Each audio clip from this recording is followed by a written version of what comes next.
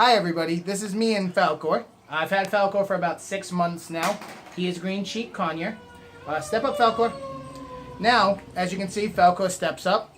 We do come here.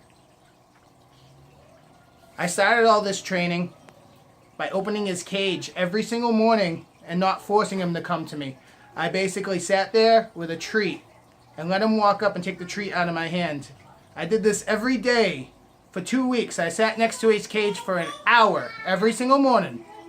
And he'd come out the cage slowly, and then one day he hopped on my lap and ate the treat. One day he started walking around my lap and ate the treat.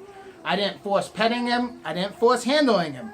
But I did interact with him the minute I bought him. I did not leave him in his cage alone for weeks. I actually think that's a horrible idea. Oh, you giving me kisses? Thank you. Kiss? No? Ooh, being feisty today. But to let you know, Conures will be nippy. So if he does bite you, don't get upset. That's what they do, especially if you get the wrong spot. I find when I'm like pruning his old feathers off, if I get one that's a little too deep, he gives me a little bite. He does speak. He says, "Come here."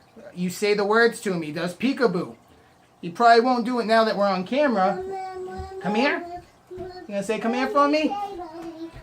But helpful tips for doing Conures. One, you're probably gonna get nipped a lot.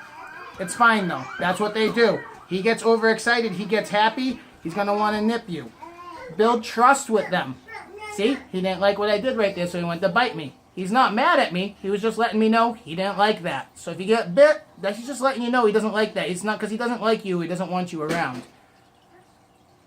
Oh, he loves that spot right there where you get right down to the neck. Right, buddy? And like I said, you work every morning, you give him treats slowly, you lure him out of the cage, you gain his trust, you use the treats to work on come here. I like to use hand signals. When I say come here, I use my finger like this and tell him come here. When I want a pet, I tell him I want a pet. Can I have a pet? And usually he'll know the difference between pet, he'll know the difference between come here.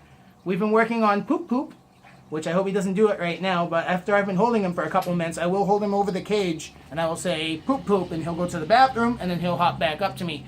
It's all about reinforcing. You want to say the same thing every day. You want to do the same thing every day.